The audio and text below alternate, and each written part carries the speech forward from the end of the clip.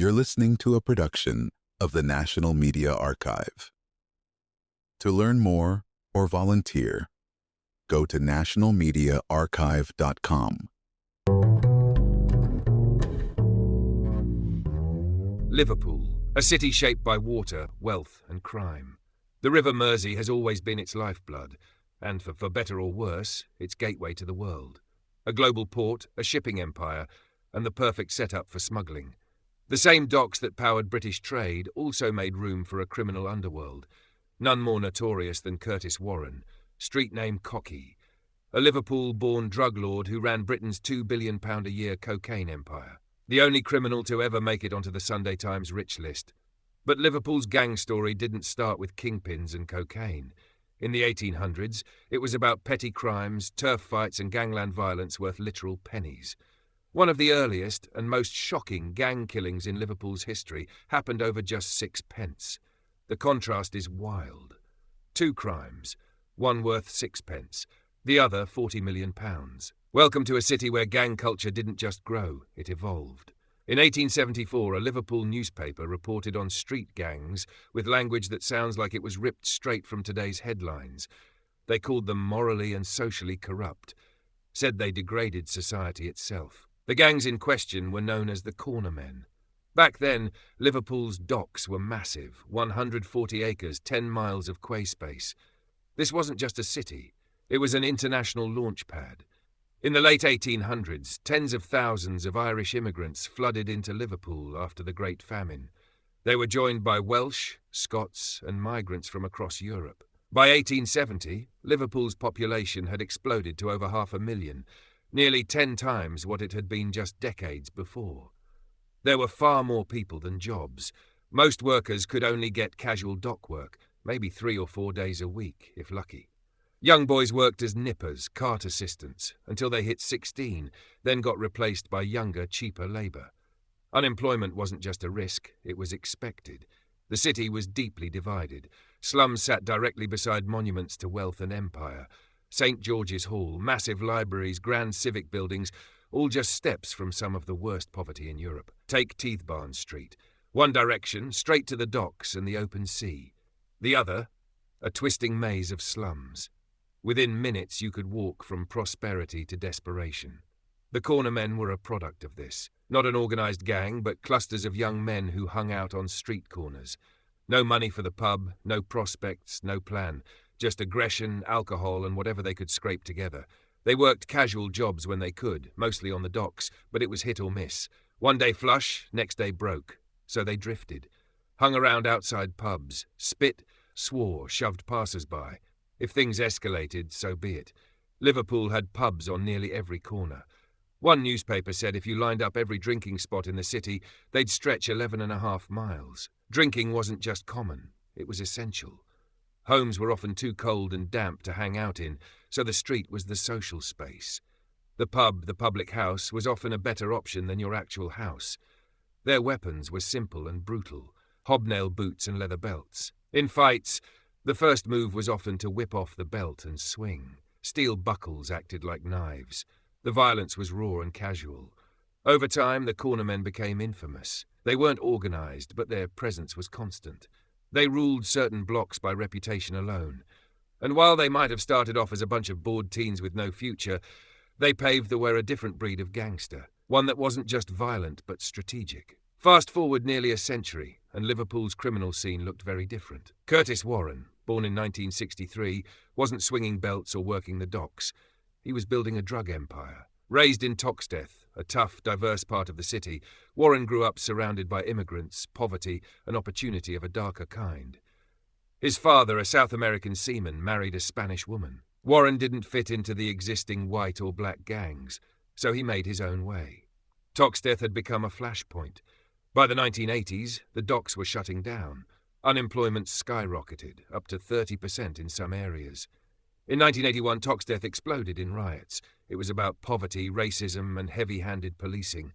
But it also rewrote the city's criminal landscape. The riots left a power vacuum and a massive pool of unemployed young men. As the legitimate economy collapsed, the illegal ones stepped in. The drug trade exploded. Cocaine and heroin flooded the city, and new alliances formed between older white criminals and younger black gang members. These alliances created the foundation of the Liverpool Mafia. Former bouncer and street enforcer Sean Smith saw the transformation firsthand. Where once a handshake or a street fight settled disputes, drugs changed everything. Refuse a dealer entry to a club? Expect your car to get blown up? Say no to a bribe? Your house, your family, your entire life could be targeted. Smith's story was brutal. He was shot at, his house firebombed, his daughter attacked, all because he stood in the way of drug dealers trying to muscle into Liverpool's nightlife.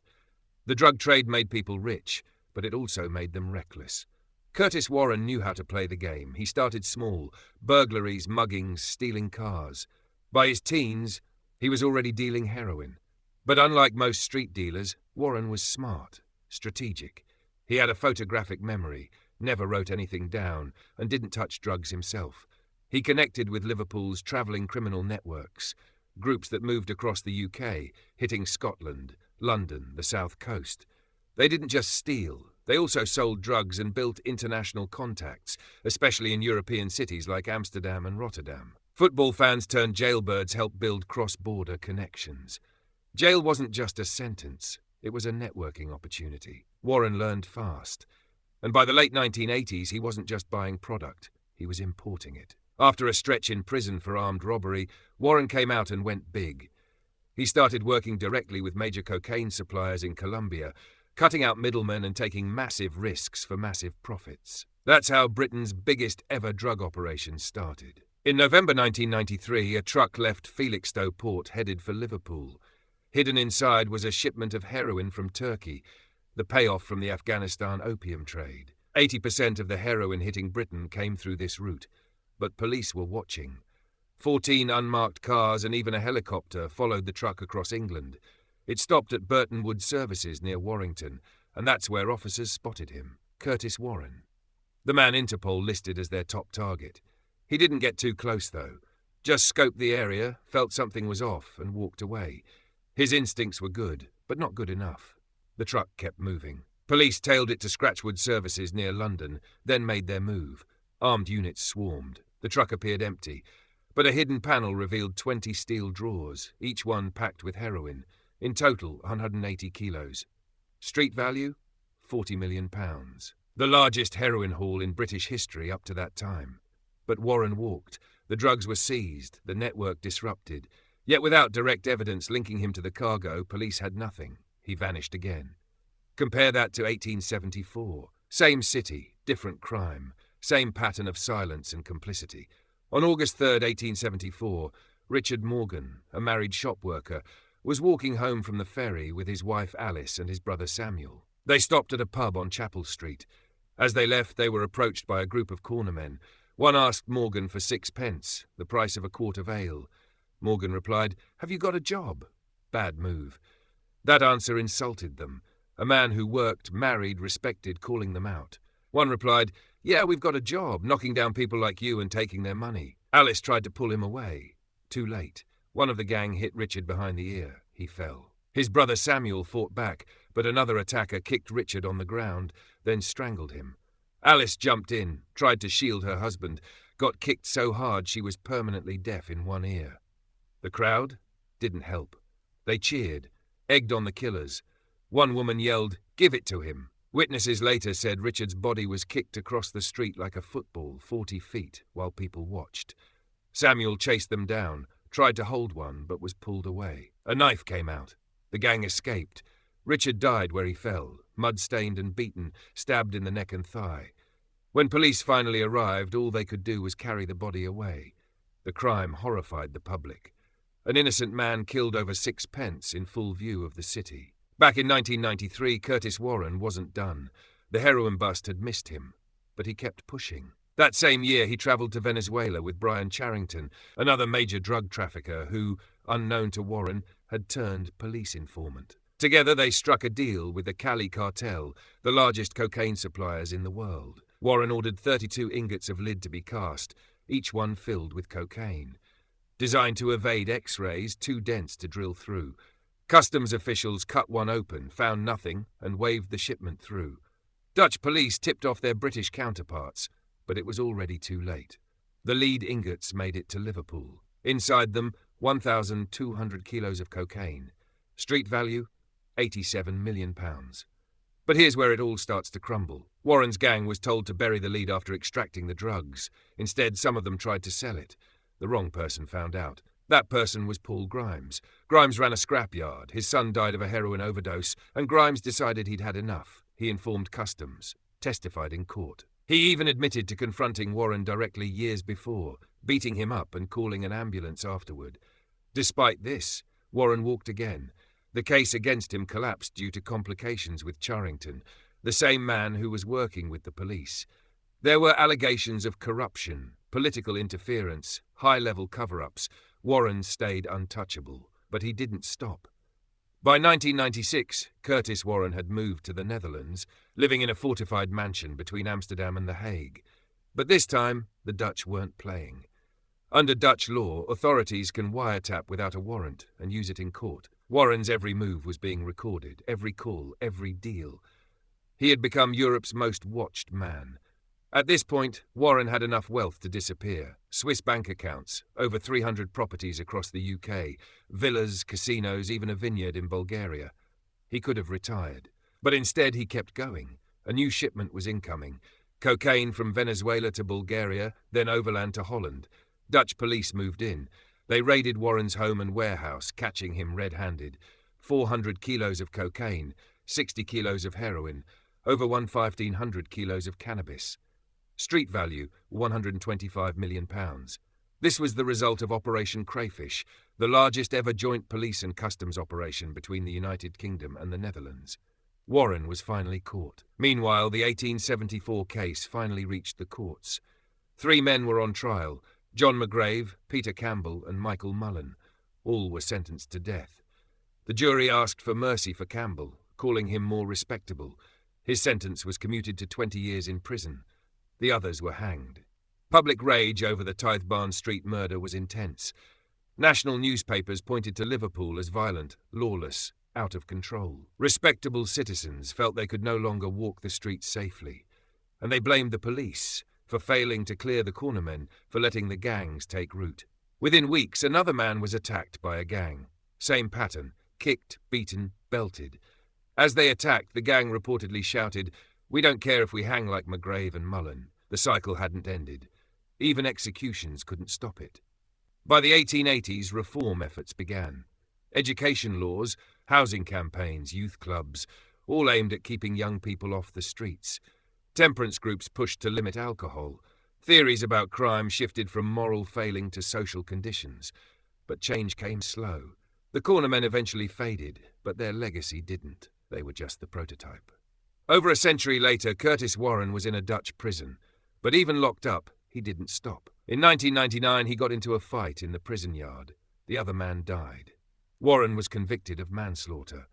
In 2005, he was accused again, this time of running a smuggling network from inside his cell. But the case fell apart. Not enough evidence. In 2007, he was released and returned to Liverpool. 2 years later, he was arrested again, this time for trying to smuggle £1 million worth of cannabis into Jersey. He used phone boxes, swapped SIM cards, avoided paper trails, all his old tricks. But he was under constant surveillance. Authorities had enough. He's currently serving a 13-year sentence at Her Majesty's Prison Full Sutton. From Cornermen in hobnail boots to a drug empire worth hundreds of millions, the story is the same. Poverty, opportunity, power, violence. But once you're in deep enough, there's no getting out clean. Even when you reach the top, the game doesn't let go. Curtis Warren could have walked away. With his wealth, his connections, his global reach, retirement wasn't just an option. It was easy. But he didn't. Because for people like Warren, crime isn't a stepping stone. It's the destination. By 1996, he'd already become one of Europe's most powerful drug traffickers. He built an empire that rivaled global crime syndicates, and he did it with the same cold efficiency that once got him kicked out of school before he turned 12.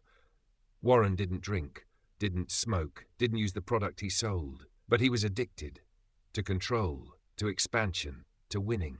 That's why, even after serving time in a Dutch prison, even after being convicted of manslaughter, even after narrowly escaping justice more than once, he came back. The cannabis bust in Jersey proved that. It was sloppy by his standards, but still calculated. Old-school tactics, payphones, burner phones, switching locations.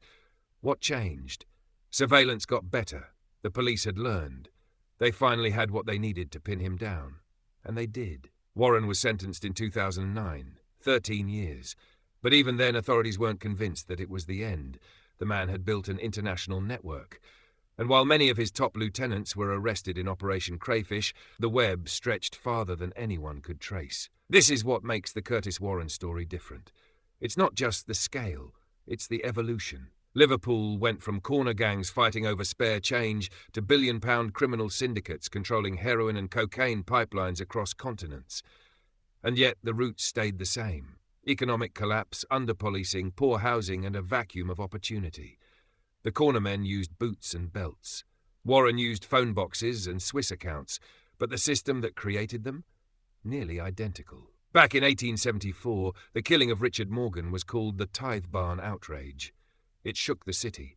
The press condemned not just the crime, but the bystanders, the ones who watched, the ones who cheered. Liverpool was accused of moral decay, lawlessness, of failing its own people. And here's the thing, they weren't wrong. After Morgan's death, there were immediate calls for reform, better policing, harsher sentences, campaigns to clean up the slums. But crime didn't stop. A few weeks later, another man was beaten. The attackers shouted, "We don't care if we hang like McGrave and Mullen." 3 years after that, relatives of the original gang were involved in another murder. Clearly, the message hadn't landed. Why? Because executions don't kill desperation. Public outrage doesn't end poverty. Hanging 3 men for a sixpence murder didn't end gang violence. It didn't even slow it down. And neither did million-pound drug busts more than a century later. When police finally caught Warren in Holland, they found not just drugs, but a blueprint. Real estate, shell companies, laundering ops, a full-fledged business empire.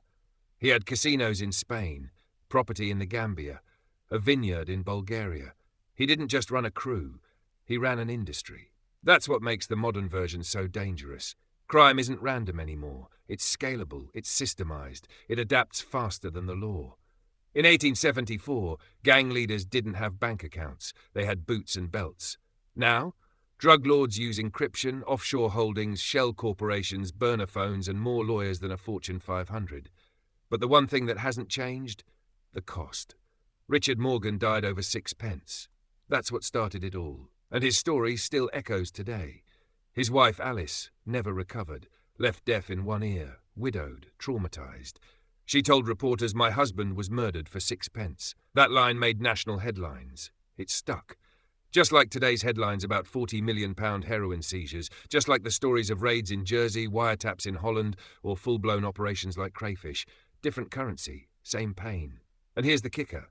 Even now, Liverpool still battles its reputation, still deals with turf wars, organised crime, and the long shadow of Curtis Warren.